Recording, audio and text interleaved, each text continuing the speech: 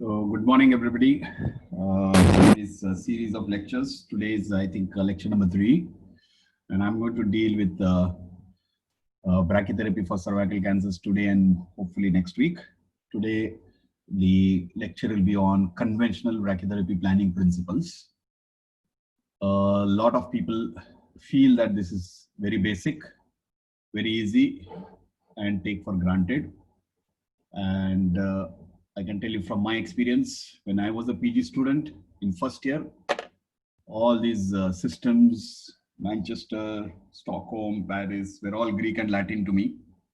But by the beginning of second year, when I read this topic 3 times, that is when I was able to understand the basics. And the reason why I'm emphasizing this is, if you understand the basics of this conventional brachytherapy for cervical cancer, you can be an expert brachytherapy for any site in the body. And you could also easily implement advances in brachytherapy, which I will take in the next lecture. So coming back to my favorite slide, this is a very important slide on introduction. As you know, this is a leading cancer in women in most of the low middle income countries. As a postgraduate student, you need to understand the local disease spread, regional spread, distance spread, and most importantly, based on the knowledge of local spread, regional and distance spread, you are supposed to know both FIGO 2018 staging as of now and the TNM staging, because both are equally important. What is also known is that in these low middle income countries or low income countries, more than 2/3 of them are diagnosed at a locally advanced disease. And unfortunately, 75 to 80% of them die because of cervical cancer.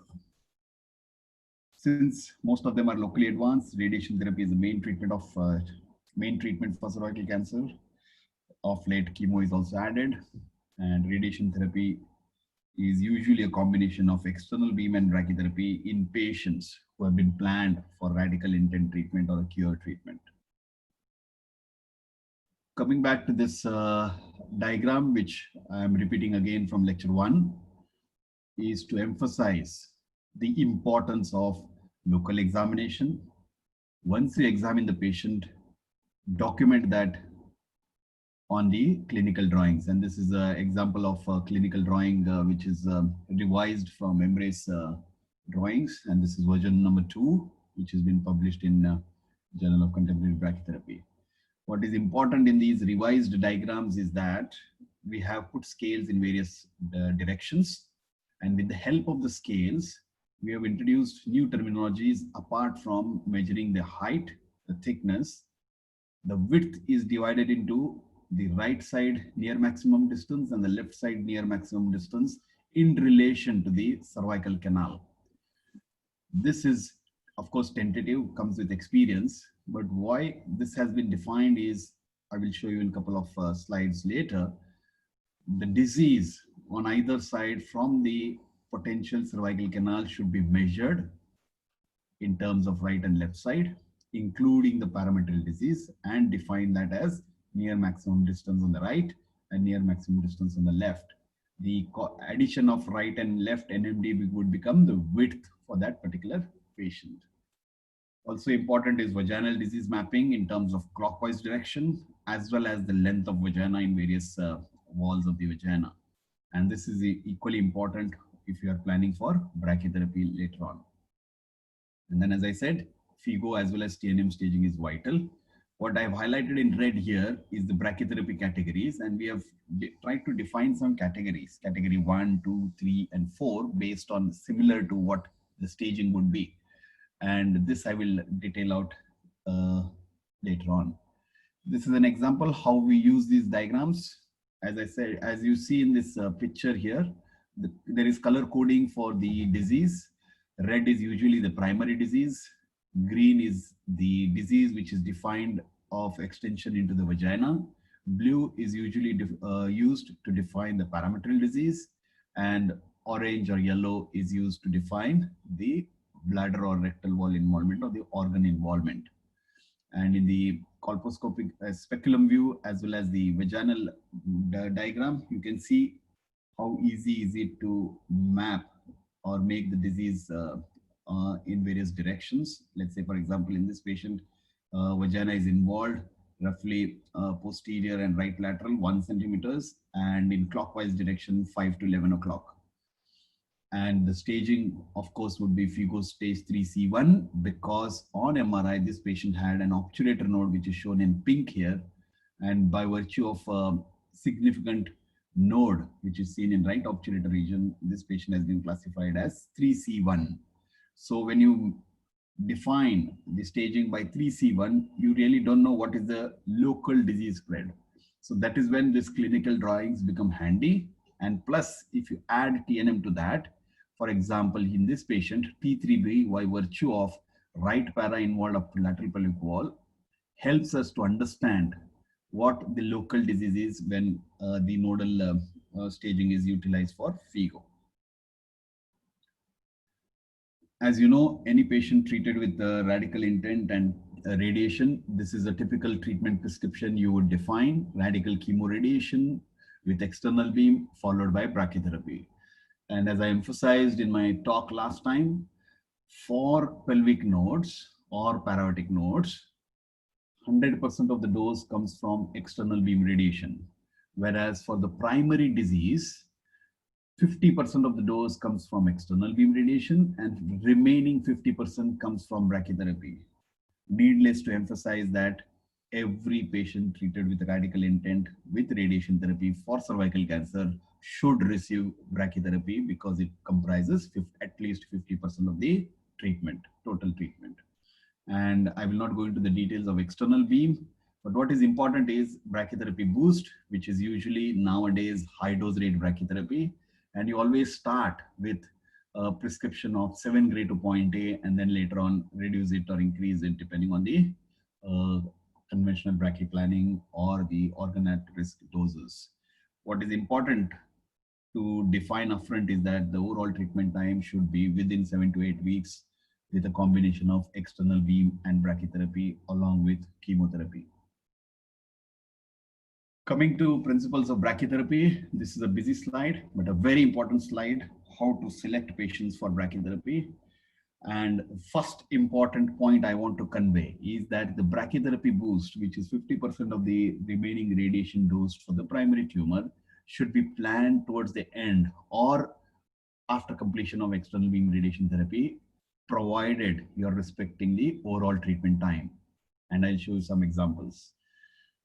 Second most important is pelvic examination. To assess the suitability of brachytherapy application becomes even more vital. Apart from examination, you should also document the disease on clinical drawings. So disease documentation and diagnosis, disease documentation and brachy helps you to objectively assess what the response is. And to some extent later on, I will show you how it helps to define the brachytherapy application efficiently. The prerequisites for brachytherapy are that these patients have to see the pain clinic or the anesthesia clinic to check for fitness for anesthesia. Very important, as a treating physician, you should also know whether these patients have medical comorbidities, because these can come in the way of anesthesia, and there might be an undue delay in brachytherapy application. Last most important is you should be well versed with the pelvic anatomy and tumor topography, as I mentioned earlier, with the help of tumor clinical drawings. Very important, as I mentioned, for even external beam radiation, pre-planning is very vital for every patient you plan for brachytherapy. The pre-planning typically should be done 1 day prior or 2 days prior before the patient is admitted for brachytherapy application. So the pre-planning should include going back to the clinical drawings at diagnosis, understanding what is the response with clinical drawings at brachy, then what the imaging modalities were done at diagnosis, whether it was MRI, CT, or PET CT or ultrasound, so that you have a feel of what this tumor was like at diagnosis. Apart from tumor, you should also look at the pelvic anatomy.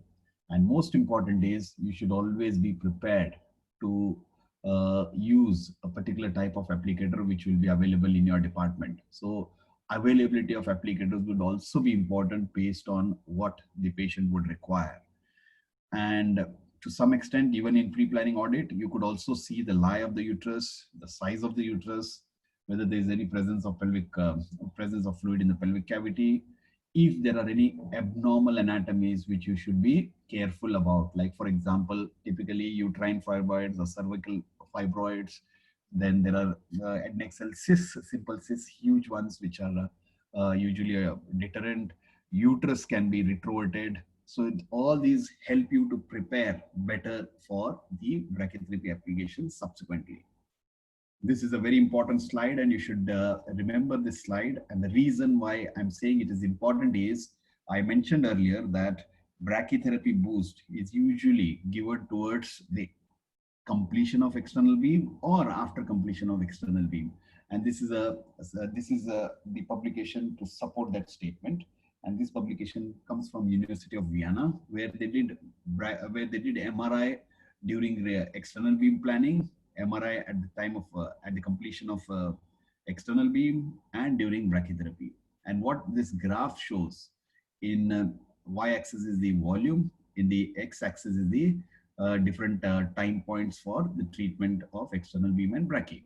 So if you see carefully this graph, roughly 70% or 80% of the tumor regression is seen during the course of external beam radiation. And at the time of first brachy, let's say, for example, roughly 15 to 20% volume is remaining during first brachy. And subsequently, if you see, the volume does not reduce significantly. So how do you extrapolate this in a routine clinical practice? So when you want to plan brachytherapy should be targeted to the lesion when you have achieved an optimal tumor regression. So here by this graph, the optimal tumor regression may be just at the end of external beam radiotherapy or just prior to first brachytherapy. And after this, there is no much change. So brachytherapy can be utilized in a systematic fashion. To respect the overall treatment time, this is a slide which shows 4 options. Let's go into detail at least option 2 and then option 1, 3, and 5. So the blue bars are daily external beam fraction. The black bars on the top are weekly chemotherapy, that is, let's assume cisplatin. And the green bars here are the brachytherapy, high dose rate fractionated brachytherapy application. So if you see in option 2, once we start brachytherapy, let's say, for example, Monday to Friday, week 1 with 1 chemo, week 2 with 1 chemo, week 3 with another chemo. So 15 fractions with 3 weeks, 3 chemos, week 4, 20 fractions with 4th chemo. At the end of 4th week, this is when you start examining the patients for primary tumor regression. And if you think that the primary tumor regression is good enough to do a brachytherapy application, this is the time when you plan patients for intracavitary high dose rate fractionated brachytherapy. Let's say that you start from Monday, week 5, week 6 Monday, week 7 Monday, and week 8 Monday. And the remaining external fractions in week 5 would go on Tuesday or Wednesday, Thursday, Friday with 1 more chemo. And if required, if patient is suitable, you could still give 6th fraction of chemo in week 6 during these 2 fractions remaining external beam radiation. So if you calculate the number of days in this, the overall treatment time would be 52 days. And this is a typical fractionation schedule which you should try and squeeze in your departments so that the overall treatment time is within 52 days or 56 days. And there is a data which says now that you should go even lesser than 56 days to 49 to 42 days. So as compact as possible, concurrent chemo radiation followed by brachy should be the aim of treatment for any cervical cancer patients, provided there is no major risk for complications or morbidity. The other options you can see, this is a typically Embrace study patients where they finish 5 weeks of external beam with chemo, and then they do only 2 applications of brachytherapy. First application is in week 6. one application and patient stays overnight, and patient gets second treatment. So first treatment on day 1 and second treatment on day 2 with the same application, and the applicator is removed. Then the second application, brachytherapy application, is repeated after a week, and during that time the third and fourth fraction is given and the treatment is completed.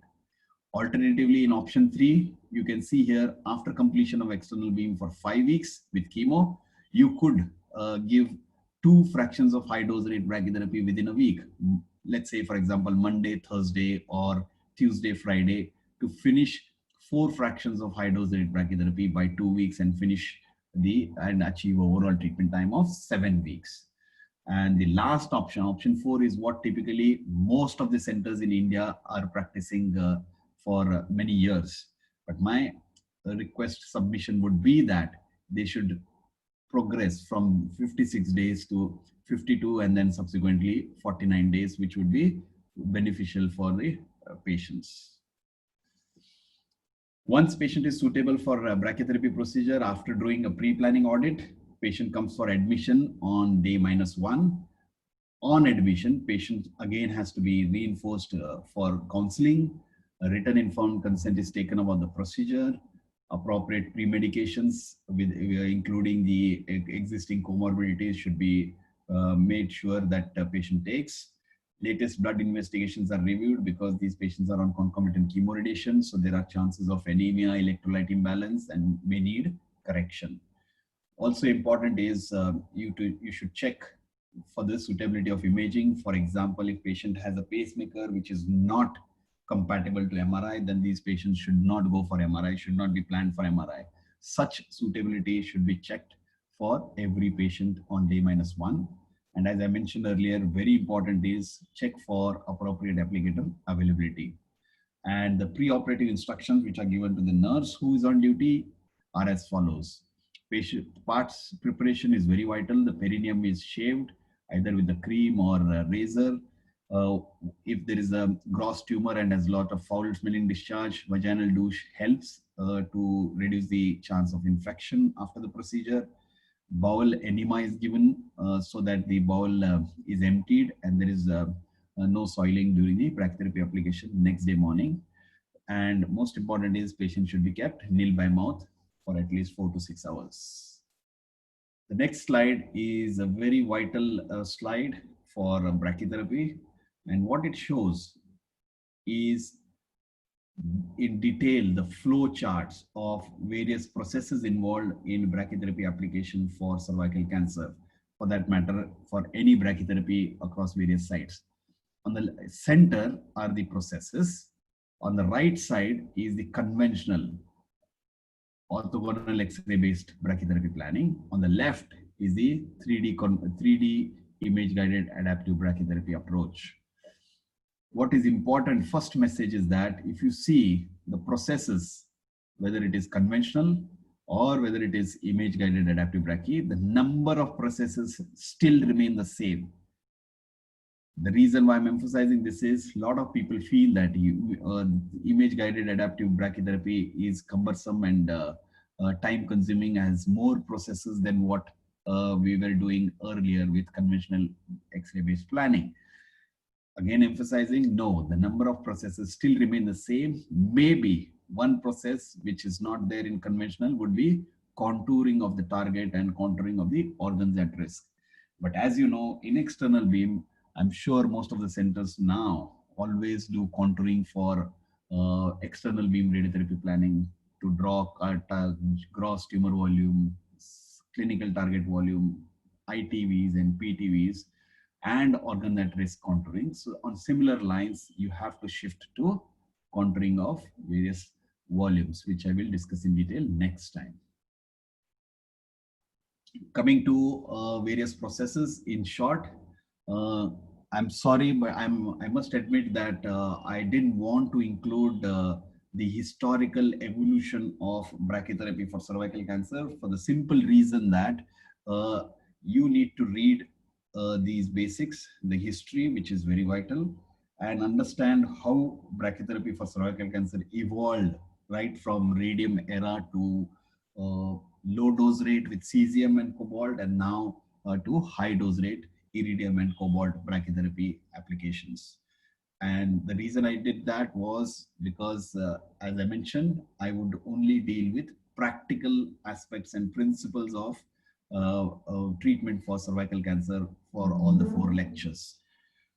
So the principles of brachytherapy procedure remains the same. One, once patient is prepared on day -1, next day morning after patient is nil by mouth for 4 to 6 hours, patient is taken into the OT, and patient is, by nurse in the recovery room, IV access is checked. Checklist is again reviewed for various factors which I mentioned in the pre-planning audit, as well as day -1 preparation. Then under short anesthesia, patient is usually placed in lithotomy position. Parts are painted and draped. Bladder is catheterized with 7 ml of radiopaque contrast for X-ray based planning. And if you're planning for CT or MRI, then you need to push in either normal saline or distilled water instead of radiopaque contrast. Very important is during the procedure, bladder is emptied, and the emptiness is ensured by applying this negative pressure with the use of this device here, which is called as a septosyringe. And this helps to create a mild negative pressure to drain the urine continuously. Word of caution, do not use the suction machine to empty the bladder, because there is a chance of injury to the bladder because of the high pressure of suction. So again, emphasizing, you should just use the asepto syringe with mild negative pressure to empty the bladder continuously. After you have emptied and attached to the Foley's should be strapped, pulled, so that the bulb is against the base of the bladder. And once it is against the base of bladder, the catheter is strapped to the medial thigh so that the bulb remains against the base of bladder. And I will tell you why this is important during principles of planning.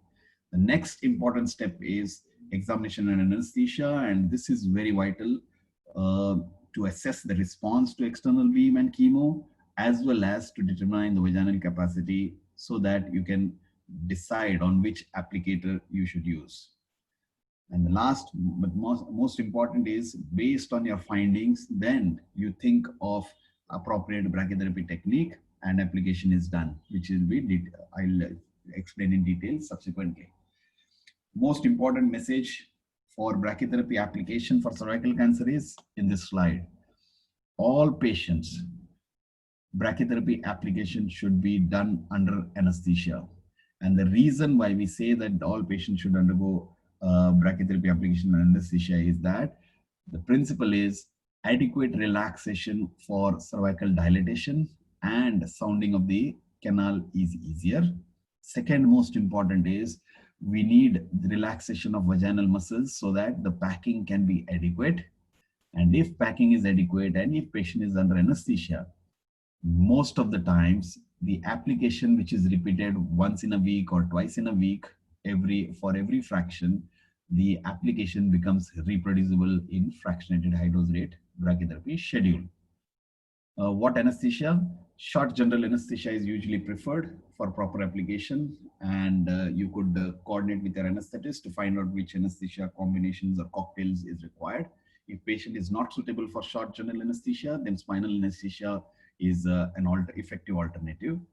And even if this patient is not suitable for spinal, then there are other alternatives like sedation and analgesics, regional blocks and local blocks. But mind you, these are always a compromise as compared to short general anesthesia or spinal anesthesia. Once patient is anesthetized and you examine, this is a slide which shows various residual disease scenarios you would find out during the application. The upper half of the slide is for an intact uterus, which means patient is per primum cervical cancer without any history of surgery, and patient has various stage. So when you examine the patient at the time of brachy after external and chemo, first scenario is that there is complete regression of the disease at the primary. So it means there is no residual disease. Or in second scenario, there is minimal residual disease limited to cervix, and immediate paracervical tissues, let's say, for example, less than 1/3 of the parametrium. And these two clinical scenarios, we categorize them as brachytherapy category 1, if you recollect my clinical drawing earlier.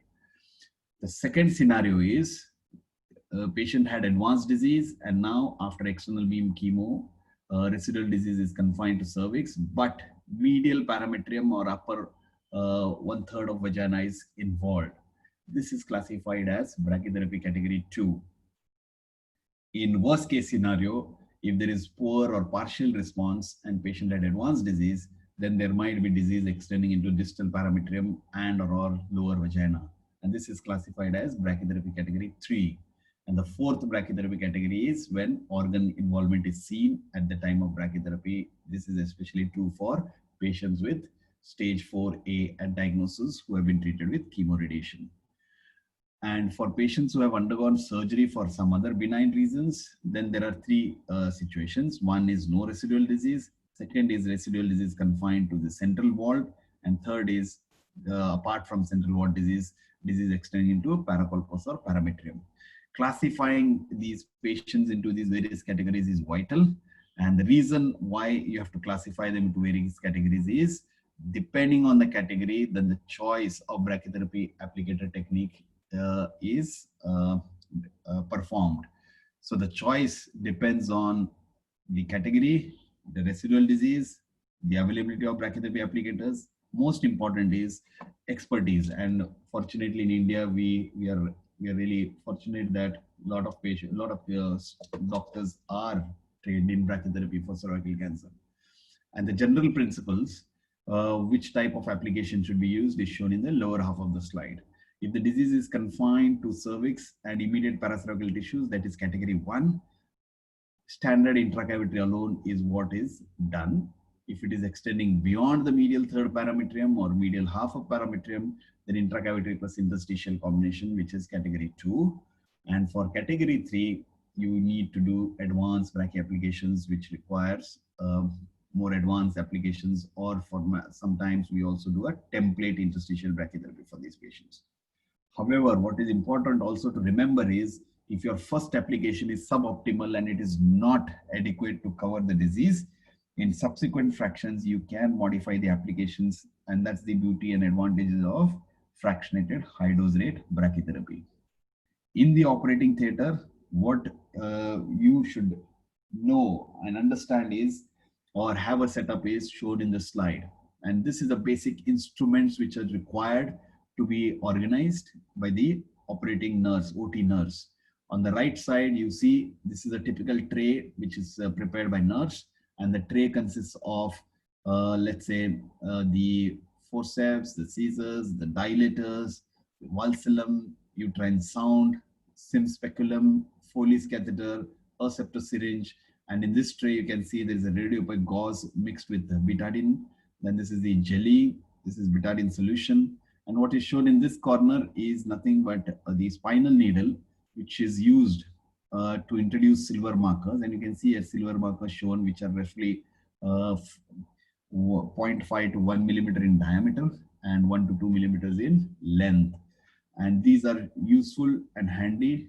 If you have residual disease, you can implant them into the residual disease edge, which can be seen easily on whether it is X-ray or CT scan imaging. The other important tray which is required in the operating room is the applicator inventory. And this is a busy slide, but what I am showing here in this slide is that based on the type of brachytherapy applicator technique, you have intracavitary brachytherapy alone applicators, which consists of the Fletcher and tandem, the ring and the tandem, then the tandem and the cylinders, templates, and then now off late newer applicators as well. For combined intracavitary and interstitial, you have all these new applicators like Utrecht applicator, Vienna applicator, and pure interstitial in the form of Muppet, that is Martinez Universal Interstitial Template, and off late the recent one which is called as Venezia applicator. This is just to show the various processes involved in during the brachy application. first and foremost, as I said, paint and drape and examination and anesthesia. Here I've shown this picture because many of you do not perform this examination properly. You see my hand, left hand is over the suprapubic region and the right fingers are into the vagina. And here I'm trying to show that pelvic examination should be completed with the middle finger into the rectum and the index finger in the vagina to assess the parametrium on both the sides efficiently. The second, after examination, the second important step is uterine canal sounding. And once you sound and dilate, then the tandem goes in place. Word of caution, there are quite possibilities that you may land up with uterine perforation. So invariably, we always recommend doing a trans-abdominal ultrasound with abdominal probe during the sounding and dilatation to see whether the canal, whether we are perforating the uterine canal. So portable ultrasound is quite useful and handy to avoid perforations during the insertion of the tandem. And I've shown a picture of uterine sound which is there in the uterus. Uterus is seen as a hypoechoic rounded structure on a transabdominal image as shown here. Once you insert the tandem, then the right ovoid insertion is done and locked to this assembly here in the lower part. Once the right tandem is in, then the left tandem goes in, and all the three together are locked with the help of this screw mechanism, which is there at the distal end of the applicator, as shown here. Once all the three tandem and ovoids are in place, most important point is vaginal packing, and vaginal packing should be adequate in front, anterior as well as posterior, around the, let's say, your ovoids, and the remaining part of packing is only to make sure that the vagina is filled with radiopaque gauze, betadine soaked radiopaque gauze. And then at the end, what is important is do not fill it so much that the whole vulva is everted. The packing should be just short of vulva so that the vulva approximates to some extent, and this reduces a lot of pain in post procedure recovery of the patient. And after adequate packing, then the implant or the intracavitary applicator is secured with the help of T bandage, and the T bandage helps to keep the movements of the applicator minimum. This is a repeat slide, but what I want to highlight is after you have done application, the next processes follow, which is imaging and then the treatment planning. And for conventional brachytherapy planning, the orthogonal X-rays are the minimum standards which are defined in ICRU 89 or ICRU 38. And I will show you at the end of the slide what are these standards. And for 3D, then you could do either an MRI or a CT. Both are quite okay in today's world, but this lecture would be confined only to conventional brachytherapy planning. So as I said, for conventional brachytherapy planning, minimum standards are performing an orthogonal radiography, either with the help of a simulator, which is shown in this picture here, or with the help of a C-arm. And typically what we see on orthogonal X-rays is that in AP view, we should see whether the tandem is in the center or not rotated. And the tandem is right midway between the two ovoid channels on both the sides. And the flange, which is usually seen as a radiographic marker at the level of the os, has to be more or less in close proximity to the os, as well as at the level of the ovoid channels. And this is ensured on a AP X-ray. In lateral view, what we see is the tandem and the ovoid channel typically should bisect each other, and that helps us to verify that this application is more or less a good application or a standard application. And this also ensures that there is equal packing on both anterior and posterior aspect of the vagina, including the ovoids. And most important structure you should see on lateral X-ray is the radiopaque bulb, which is in the Foley's. And this bulb is very vital to define the bladder points when you do the planning. And as I said earlier, that the Foley's catheter should be pulled down and the bulb should be against the base of bladder. And this can be seen here, ensured by seeing an orthogonal in lateral X-ray that it is just posterior to the pubic symphysis. This is a picture to show various type of applicators. On the left upper corner is the Fletcher-Suit Delculus applicator, intercavitary applicator. On the right is the Rotterdam intercavitary applicator, which has with or without shields. There are two types of Rotterdam applicators. And in the lower part of the slide is the typical tandem ring applicator, which is based on Stockholm system. Next most important process is the treatment planning process, and this is typically done by a medical physicist who has some decent training in brachytherapy physics. And needless to emphasize that even you as a physician should be able to do this treatment plan with orthogonal X-rays. And if you are able to do it successfully without major hurdles, then it means your basic understanding of brachytherapy planning process is quite above average. So the processes are, once images are acquired, they are transferred to the treatment planning system. On the treatment planning system, the first step a medical physicist does is they have a projective setup where the projections of AP and lateral are defined. And once the projections are defined in terms of origin is defined in the projection in relation to the tandem and ovoids, the next important step is catheter reconstruction. And the reconstruction is shown here in the picture with the help of dummies, which are very, very, very important when you do orthogonal X-rays. And dummies can be seen as the dark points in the tandem, for example, in this lateral X-ray. After catheter reconstruction, the next most important point process is defining point A. And I take this picture from our Journal of Contemporary Brachytherapy, Indian Brachytherapy Society recommendations. And here you can see with the help of CT, we have tried to define point A. And very important is you should understand the definition of point A and where to place it. And this comes with some experience. And as of today, according to ICRU 89, the point A is defined as 2 centimeters above superior and 2 centimeters lateral to the tandem axis, and superior from the surface of the ovoids or the rings, and not from the source channels of the vagina. And this is very vital so that everybody defines point A in a similar fashion and results can be compared later on. Apart from defining point A, the next vital step is to define the OAR points, that is ICRU bladder point and ICRU rectal point. For defining ICRU bladder and rectal points, the most important step is to align the orthogonal X-ray views, that is AP view and lateral view, in the direction of the patient.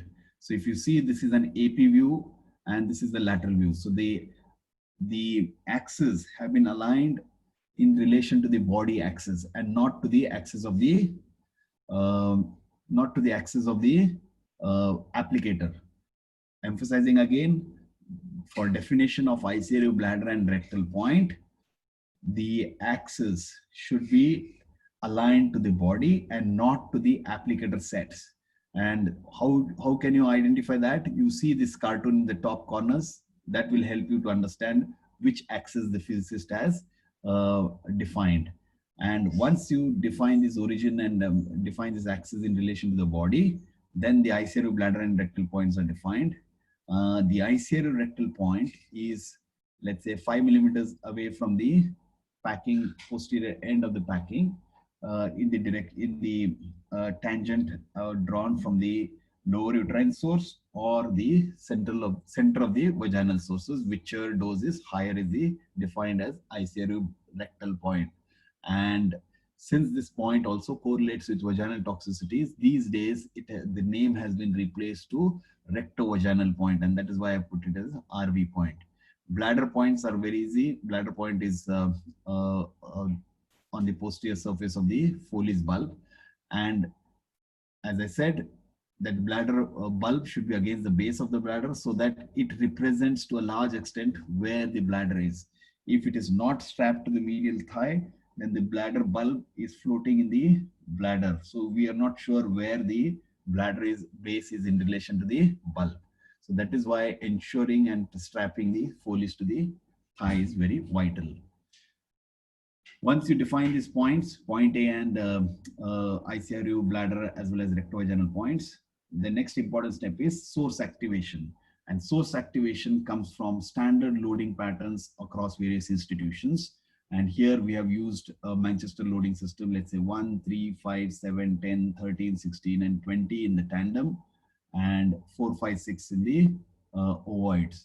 These are some loading patterns which you need to understand, and more or less most of the centers use Manchester loading, and quite a few of them also use Paris system loading. Once the loading is done, then the prescription and normalization to point A is done by physicist. Once you normalize the prescription to point A, you land up with pear-shaped distribution, which is shown in the lower part of the left side of the slide. And these are showing three views. One is a orthogonal view, second is the sagittal view, and third one is the axial view. And the fourth image is of the 3D reconstruction of the catheters, as well as the rectal ICRU bladder and rectovaginal points. Once you see these isodoses, then the plan evaluation process is done jointly by physician and physicist together. And what we usually see is the dose which is normalized to point A. Roughly, for example, point A would get 7 gray, which is shown in this table. The first row shows the dose to right point A, left point A, and right point A, which is roughly 7. Then the ICRU bladder point is 2.6 gray. ICRU rectum point is 3.7 gray. So this is a typical plan evaluation done for orthogonal X-ray based planning. If these doses are good, then this patient goes, the plan is finalized, and patient goes for treatment delivery.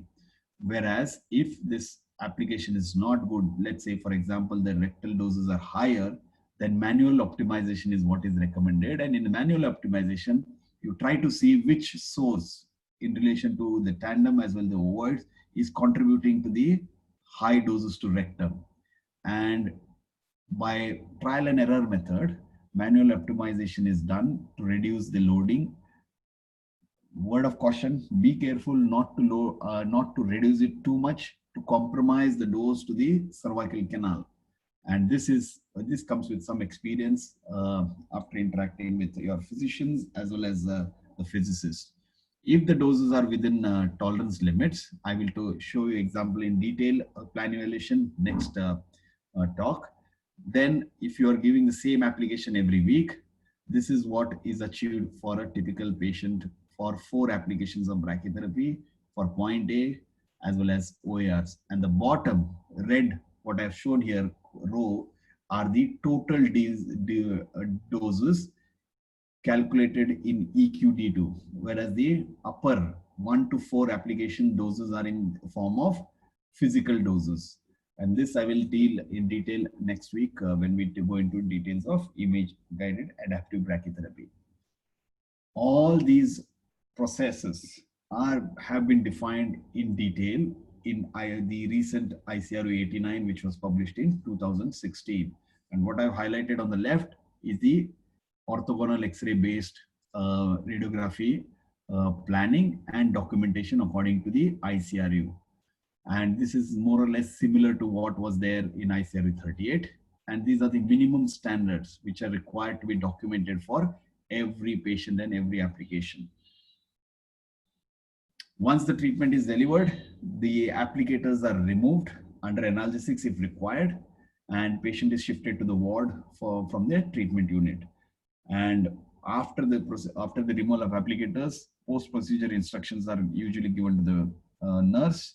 If patient is staying back overnight for a second treatment tomorrow, then ensure that instructions are given to the nurse regarding back care, bowel care, hydration, catheter care, and to avoid the movements of the applicators, patient position, the nurse should instruct the patient to avoid more movements, and displacement of applicators will be minimized. Most important is medications and regular monitoring of vital parameters. During the applicator removal, the principles are that you should first unlock the applicator assembly. Once the applicator assembly is unlocked, then you remove the pack which is there in the vagina. After the pack is removed, then the uterine tandem is gently pulled out first. And then subsequently, each ovoid or the ring is slowly removed separately, one after the other. And once all the three applicators or two applicators are out of the vagina, do a gentle vaginal examination with lot of local anesthesia jelly with one finger only inserted in the vagina to check for bleedings or vaginal tear. And at the same time, you use the same xylocaine jelly to smear the vagina so that her pain is minimized in the post-removal period. And most important is after the examination, please examine the applicators. And this is very vital to find out whether all the components of the brachytherapy applicator are out of the patient's body. This is especially true for more advanced applications where there are needles and tubes, where you have to identify the tip, whether all the tips are out, whether the screws which are used to fix the voids are also out. If there are any complications, do not panic. There are complications which might be there in the terms of, let's say, vaginal tears or bleeding. And important is to identify the type of complication which you are encountered. And depending on the type of complication, for example, if there is any tear or bleeding, you could take the patient under short anesthesia again and suture the tear then and there. And if the blood loss is too much, review the hemoglobin and transfusion is given if required, and prophylactic antibiotics, and ensure that patient is not discharged that day. Keep a couple of days for observation and then discharge. And all this, what I have mentioned in my lecture, are available in ICRU report 89, which is related to prescribing, recording, and reporting of brachytherapy for cervical cancer. And more recently, we have come up with brachytherapy, Indian Brachytherapy Society guidelines for high dose rate brachytherapy, and these are given in detail with the help of evidence for every process which is required. So I once again thank you for patient listening. If there are any questions, I'd be glad to take it. Thank you.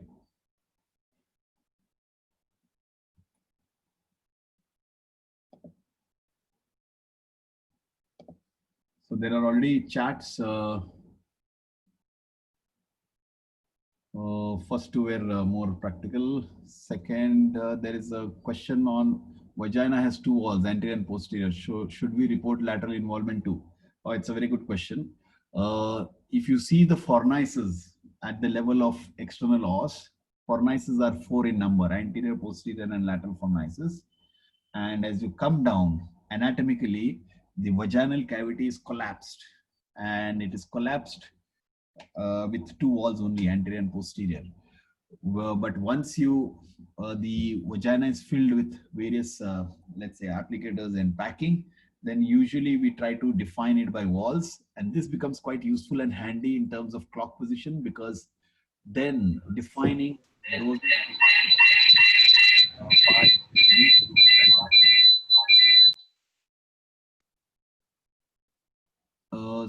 next question is, can 4 doses with same application be given in 2 days BD doses? That's question from Aradhya. Okay, that's a very good question. That's an area of research which a lot of people are trying to do. But word of caution, when we shifted from low dose rate brachytherapy to high dose rate brachytherapy, the mathematical model suggested that if we have to deliver the similar doses as low dose rate, the high dose rate has to be fractionated, and there should be enough time gap between the fractions so that the sublethal damage repair or the repair processes happen, especially in the organs at risk. And the reason why those were said was, for late reacting tissues, there is a chance that the late toxicities might be higher if we give high dose rate brachytherapy in a smaller period of time. And this has been there for many decades, let's say 2 or 3 decades. But with recent developments, this is being challenged, and this is the area of research where you have to be very cautious. And if you want to do it, please do it under research setting only. Next question is, can brachytherapy be started even there is vaginal mucositis? I think in principle, vaginal mucositis is not a contraindication for brachytherapy. The contraindication which might be there is maybe vulval toxicities or severe moist desquamation in the groin or the perineal region would be a contraindication. It's a relative contraindication because if you wait till the toxicities subside, then you may land up with compromising overall treatment time. However, if you think that brachytherapy is vital for that particular patient, you could still go ahead and do it under aseptic precautions and providing antibiotics and good dressing coverage till the patient completes brachytherapy. And after completion of brachytherapy, these patients might need additional support in terms of admission to complete the for complete healing. Why are ovoids placed perpendicular to the central tandem and not parallel? Will it alter the isodose pattern? Very good question. So if you see, let's say you place a parallel source in the vagina, and if you see the source distribution for a line source, the source distribution is usually perpendicular, higher. The isodoses are larger and higher in the perpendicular direction, whereas towards the tip or the lower end, the isodoses would be very thinned out by virtue of self attenuation. So because of this, if you keep the source parallel in the vagina in the instead of perpendicular, the doses to rectum and bladder become higher. Whereas if you make it perpendicular, the doses to rectum and bladder will be less. And I can show you in a pictorial slide next time when I take this lecture. In case of nodal involvement and doing sandwich brachytherapy, won't the interruption of EBRT to nodes cause accelerated repopulation in nodes? So that's again a good question from Prachi. So let's assume that you're planning a nodal boost after completion of 5 weeks of radiation, and this patient requires brachytherapy. So if you are planning high dose rate brachytherapy, let's say 5th week, so Monday you would do a brachy, but if the patient has completed 5 weeks of radiation, and in 6th week, Tuesday, Wednesday, Thursday, Friday, patient can go for the nodal boost. Same situation in 7th week, where you give Monday and Friday, for example, brachy, but Tuesday, Wednesday, Thursday, this patient can still go for external beam boost. So suffice to say that even the nodes, nodal boost can be offered within that 7 to 8 weeks of overall treatment time when patient is receiving fractionated brachytherapy. So the next question from Abhishek is how to proceed in case of intra perforation of uterus. Very important is to first identify whether there is a perforation. If you identify that there is a perforation, and if you are able to correct that and place the tandem in cavity, then you need not worry too much about such a situation, because invariably these patients would be on prophylactic antibiotics in post-procedure period for at least 3 to 5 days. So this is a corrective measure. But if you identify that there is a perforation after the application is over and after you have done an imaging, then in such situations, there are 2 clinical scenarios. One clinical scenario is if the tandem is perforated through and through the fundus. So let's say, for example, if the cavity is 5 centimeters and your tandem has gone to 6 centimeters through the cavity. So in such situations, what we typically do is we do not load upper 2 centimeters of the tandem. So the loading would be only the lower 4 centimeters of the tandem, and treat. And subsequently, this patient after removal has to be observed for a couple of hours or overnight, so that patient doesn't have any acute abdomen, and this patient can come back for fractionated subsequent high dose rate brachy applications. In second scenario, when the perforation is through the wall of the cervix of the uterus and majority of the tandem is outside the cavity, then in such situations the application is abandoned from further process, further planning, and reinsertion can be done on the same day if anesthetist agrees. If not, then this patient has to be posted again for tomorrow or the next day. Question from Tanya, sir, is there any instance where use of unequal ovoids can be justified? It's not a very classical approach, because what happens is, invariably, if you use unequal ovoids, the symmetry of the intracavitary application is not achieved. And if the symmetry is not good, then the pear-shaped distribution is distorted. In such situations, I would err on compromising the size of the ovoid on one side to keep it symmetrical. But having said that, there are specific situations where we would do it. For example, in one, if the one side of vagina is really narrowed because of cicatrization or because of infiltrative disease, and the other side has large roomy fornices where it can harbor the ovoid, in such special situations, we could do an unequal ovoids in that patient. The other clinical situation is, let's say, for example, I'm planning some re-irradiation with brachytherapy. In such situations, I would also use asymmetric unequal ovoids. But however, it's not recommended in general.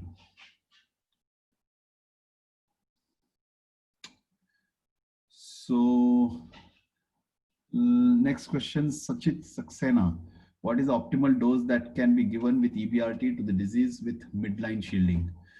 As I mentioned in my last talk, midline shielding is becoming a major challenge, because most of the centers now have linear accelerators with MLC, and defining a midline block, which we did historically, is a challenge with MLCs. However, if you are still practicing midline shielding and you want to give brachytherapy, then the high dose rate brachytherapy, which we used in our practice, let's say a decade back, was that we used to give, let's say for external, for stage 3B, we used to give 40 gray open and 10 gray with midline block. And such patients would receive 7 to 8 gray to point A into 3 to 4 fractions, depending on the rectum and bladder doses. So minimum 3 fractions. And if the doses to rectum and bladder are good and there is still residual disease, I would go for a 4th fraction. But then what is important is to compile, document, and collate the doses to point A, as well as the doses to ICRU bladder point and rectovaginal point, whether you are using midline shield or not, and make sure that tolerance levels are achieved. And these values I will tell you in next talk. Choice of applicator in stage 4A. Stage 4As are nothing different.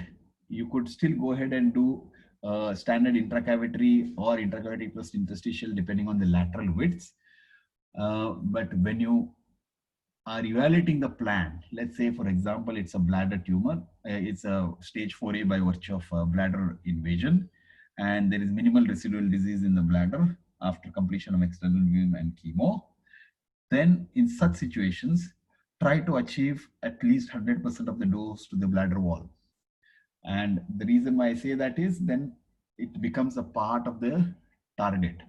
And such situations, you have to be careful and take a high risk consent for higher toxicities in that patient, because the bladder has been given higher doses. And I'll show an example next time.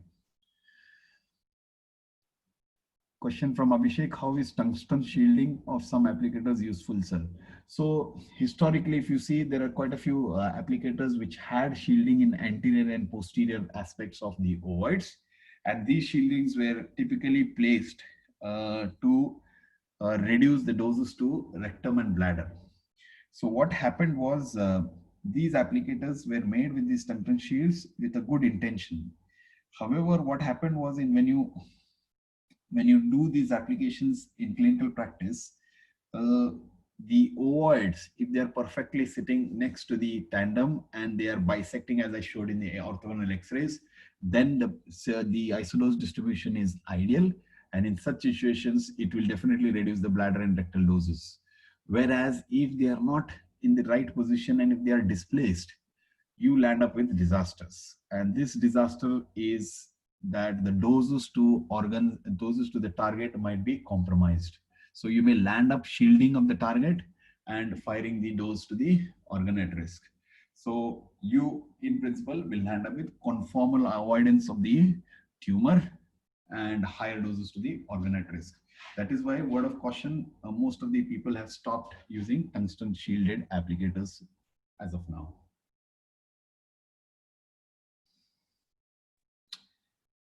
Okay, if there are no more questions, thank you very much and see you all hopefully next week.